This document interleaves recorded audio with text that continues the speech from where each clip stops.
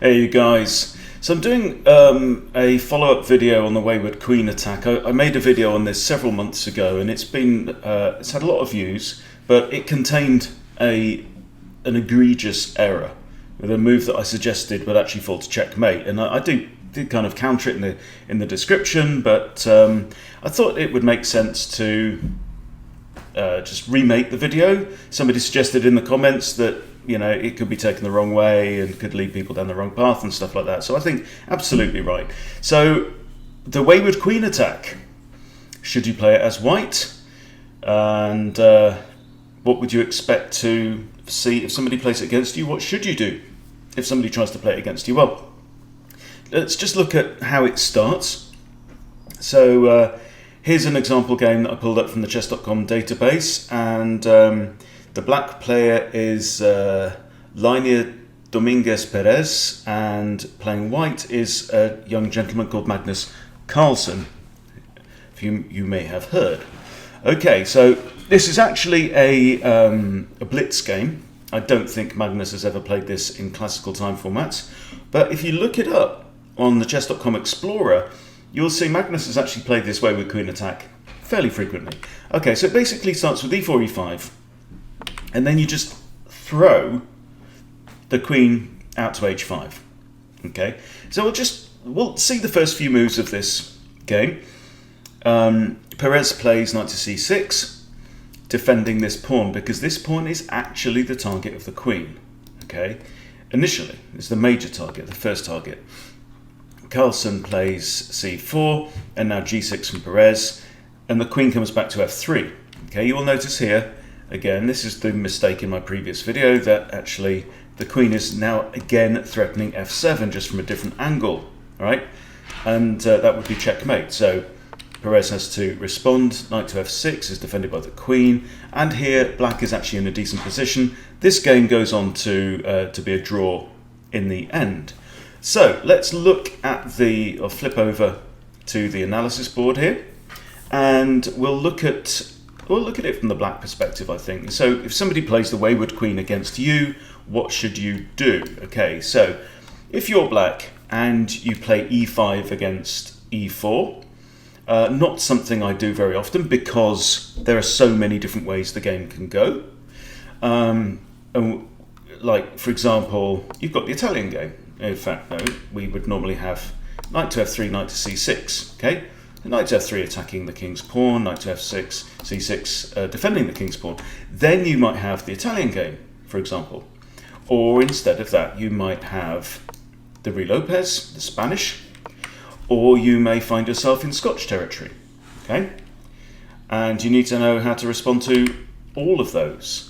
Or you may not get knight to f3 at all. You might get knight to c3 and somebody's playing the Vienna against you, right? You might have the centre game, leading to the Danish gambit, for example. Lots and lots of different ways it can go. Okay, but if you play e5 against e4, as many beginners do, in fact, while we're here, I'm going to pull up the Explorer as well. It's good to know your way around the chess.com tools. Okay, so let's look at my games, right? My games where I've played white. I've played e4 4,500 times. Okay, this is all my games. I mean, I can limit it to rapid or blitz or whatever, but for me, between 1,000, 1,500 over 3 years, I've played e4 most. I used to play d4 and played the London quite a lot, so 1,800 of those, and a handful of times I played some other random crap like knight to f3, okay, or even f4, which is the bird's opening.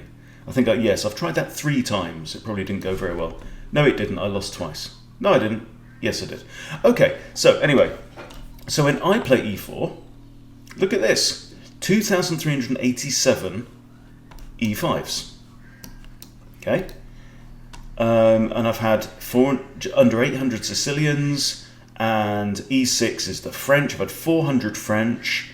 d5 would be the Caro-Kann, would it? No, d5 is the...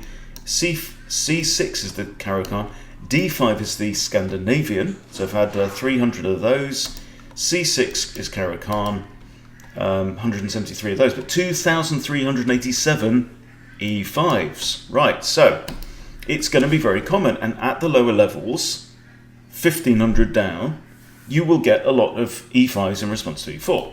Now, the Wayward Queen. White throws his queen out into the board, and you can see this has just gone from 0.6 in white's favour to 0.2 in black's favour. Okay, the engine doesn't like this, but the point of this opening is not that it's sound from an engine perspective. The point of this opening is that it's meant to trick your opponent. So you'll probably find this more often in blitz and bullet games, you know, when somebody just wants to mix stuff up. Now, let's first look at the biggest issues that you can get, right? So one of the most common blunders you'll find is knight to f6. Okay, knight to f6. I don't like this queen in my territory. I'm going to chase her away. But of course that ignores the real target of the Wayward Queen attack. Now this is only ever so slightly now in white's favour, right? But now white's going to play queen takes e5, check, right? And then black is going to block with the bishop, okay? You can't really block with the queen because then you'll lose the c7 pawn, and you've just lost 2 pawns and left yourself with an isolated pawn on d7, okay? So you probably block with the bishop and play will continue. That's not too bad, right? So that's like the main issue. Likewise, g6 has the same problem, but g6 is even worse. This is now 8 points in white's favour because queen takes pawn on e5, bishop blocks, bishop blocks, queen takes rook, and black is just in pieces, okay? So you don't want to do that either, okay?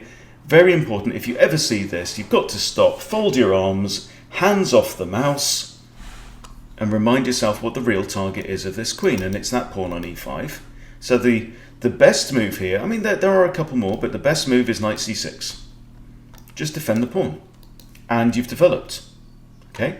And let's say white now plays a fairly normal move, so we know we've got 2 pieces attacking that piece. That's really no trouble. Now you can play queen e7, or you can play queen f6, defend the pawn. You can play d6 and defend the pawn. Yeah, you're fairly comfortable here. You can play knight to f6. What does that do to it? Ever so slightly in white's favour now. So knight to f6, you're now hitting the queen, but the queen can't initiate the capture and be the first capturer of the pawn because knight takes. And after knight takes, you've lost a queen for a knight and a pawn, and you're going to lose. So lots of good responses. You just have to take your time and chill out. So there are some other kind of sideline variations that you can see. Obviously, this is a big error. This is a big error. You don't want to play either of those. You can play queen e7, but again, it's slightly it looks slightly favours black in this instance because again, you know, whatever happens, you're gonna play knight f6. You're gonna hit the queen. You're also hitting this undefended pawn, so that's okay. The important thing is just not to react, as is so often the case in chess, right? You can also play queen f6. The computer favours white in this instance, fairly significantly, nearly a whole point in white's favour now. So that's not the ideal, but really, quite honestly, I think the best move is just knight c6, develop, control some of the centre, and then on your next move, you're almost certainly going to play knight f6 and kick that invading horrible queen back to where she came from. Now, so what will white do in an instance like this? Bishop c4 is very, very common. Okay, so we are looking here at a classic kind of scholar's mate. Queen and bishop, so queen supported by bishop, looking down on f7, you're looking at scholar's mate, okay? Now here, knight f6, he no work, okay? He doesn't block anything. You're attacking the queen, but queen just dives in, and it's checkmate, and game over, and white wins some very easy blitz points. Should absolutely not be winning some very easy rapid points, okay? Because that is just a total blunder, right? But you've got many other options. Again, you can play queen e7. That's okay. It slightly favours white now, but you know, white starts with this kind of advantage on move 1, so it's not the end of the world. And let's say kind of knight moves out again. You just play knight to here, and the queen's going to have some trouble. Okay. Another common reaction here is actually g6, which is not a bad move. g6 is okay, but what you will have, and this is the error that I made in my previous video, the queen will now retreat to f3, like we saw in the Magnus game. Okay, it's just she's changing her angle of attack. That's all, because she's still looking down on f7. All right, but now you can play knight f6 anyway. You've got 2 pieces developed. You've got a couple of pawns pushed. The issue with this g6 move is that you will almost certainly need to fianchetto this bishop just to shore up and plug up your dark squares around your king. So let's say, for example, that comes out. You probably want to fianchetto the bishop on g7 and then castle your king, and it's a fairly normal kind of setup. But here, I mean, you also have a nice move. You've got knight d4 as well, which is hitting the queen and the c2 pawn with a potential fork on king and rook. So the queen is going to have to come all the way back to d1 in order to defend this pawn, because she can't come here because knight takes. Yeah. So I mean, I feel quite happy playing black in this situation. So what if we flip the board? Let's go back to the beginning. Let's just see it from white's perspective, because you might feel crazy enough. You might go full Nelson and decide, I fancy throwing my queen out into the board. So e4, e5, queen out here. Okay, now if you see that, you're happy because you can grab the pawn for free, and if black blocks with the queen, I mean, it's not the end of the world. You can grab that, but then black's going to grab your pawn, and then you'll probably block with a knight. Okay, so you're not undefending the g2 pawn, and it's kind of all right here. You're threatening to capture this bishop with check, force the king to move. That won't be very nice at all, would it? There's no option to attack the queen with the bishop there. You're kind of looking okay. So queen comes out. If you see g6, then you are rubbing your hands, because boom, whatever happens now, let's say bishop blocks, you grab the rook, and it's pretty much the end of the game. I don't see any way. Yeah, black can. No, black can't save the knight. The knight can't move because it's actually pinned, right? The only way to protect the knight would be to move it there, and that's not even legal, right? So it's okay to play. Now, if the knight comes out, you can play your bishop out to c4, and you should be looking decent enough at this point. Again, if knight comes out, mate in 1, we're happy to see that. G6 is more likely. If you see G6, you drop your queen back to F3, again threatening this. So, you know, is this going to work? I think it will work below 1000.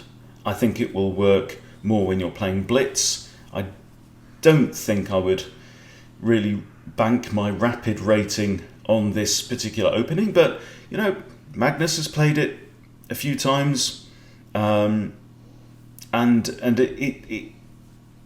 it can be solid in the right hands. Maybe solid's an exaggeration, but it's playable, put it that way, you know. And if you want practice, if you want practice against this, then my advice is to go play computer, and we are going to pull up everybody's favourite character bot, Nelson, from the intermediate range from South Africa. Let's scrap that one. Okay, and do a new game. Lorenzo is causing me some trouble. Yeah, so you pull up Nelson, choose, I want to learn how to defeat the Wayward Queen Attack, and okay, and you play e5. If you're an e5 player, and boom, out comes the queen. So what do you do, right? Well, knight c6 is the best move. Oh, look, here comes the bishop, right? We can't play that because we get checkmated. So you've got a couple of options. One is the g6 move, and one is to bring out your queen to e7 or f6. I kind of like this g6, I guess. That looks all right. As we've seen before, queen comes back to f3. and we're not going to freak out. It's going to develop our knight. Blocks off the queen, probably fianchetto. Yeah. 2 attackers on the knight, 2 defenders. We are not concerned. And life just goes on. Right? Might even recapture the queen there. I think we're okay here. Bishop recaptures. I don't know what the engine would say about this, but I can improve my knight to d4. Looking at this, I think that looks like a reasonable move at this point. Nelson, as you can see, has poor development. He's moved 1, 2, 3, 4 pawns out, and he's allowed me to come in and win a rook that's trapped and can't defend itself. Okay. You can push pawns. That's fine. Actually, if he takes, I can't recapture with the f pawn because it is pinned in it. So, might even just push the pawn. That's one idea. If takes, are we worried about the rook? Nah, let's ignore it. Let's ignore the threat for now. I'll probably just try and trap this bishop. Okay. How about there? Okay, this is fine. See? So, if you want to learn how to play against the Wayward Queen, Nelson is your man. He will always come up trumps and know what to do. So here, look, I'm 7 points up already, and I've barely given it any thought, but yeah, practice against Nelson, you should be absolutely fine. Okay, so there you go, my revised short introduction to playing the Wayward Queen Attack as white and as black. Let me just show you as well, if you like playing the Vienna, there is another alternative line in this. I don't want Nelson, I want to go back to, we'll go back to the analysis board. Okay. If you play the Vienna against e4, e5, right, so Vienna game e4, e5, knight to c3, there is also a line in this. So you will quite often see the Anderson defense with the bishop coming out here. Again, because this knight is not yet developed, protecting this pawn, you can play a Wayward Queen line here. I've actually done a whole different video on this in the Vienna, and again the same kind of issues crop up. So you know, if the knight comes out, you grab the pawn. If the pawn comes out, you grab the pawn and win the rook, but you're also attacking this bishop. It's all pretty good. It's all pretty good. So again here, the right move would be to bring out the knight. Again, you can bring out your bishop, threaten checkmate there. You might find g6, again come back here. So it's all very, very similar. It's just that you've got a knight there and black's got a bishop out on the board, right? So at some point, for example, and you see this bishop is now, because the bishop's out here, it can't very easily get into the g7 hole either. So you might have ideas like, oh, that's not very good, doesn't like that at all. No, because, oh yeah, we checkmate the opponent. So yeah, if you play Vienna, give this some thought. It is actually a very correct, I think this is, Queen h5 is the best move in this situation. So yeah, give it some thought. Anyway, there you go. Thank you for watching. Please take this out for a spin. But you know, don't bet your most precious rating on it, because it really doesn't take a whole heap of thought to defuse this particular opening. It really is for bullet and blitz and, you know, children's play. All right, but if you want to get much better at chess, yeah, I wouldn't be banking on this particular opening as part of your standard repertoire. But you know, if you want to go and have some fun, have some fun. That's what it's a game. That's what it's all about. All right, thanks for watching. See you soon.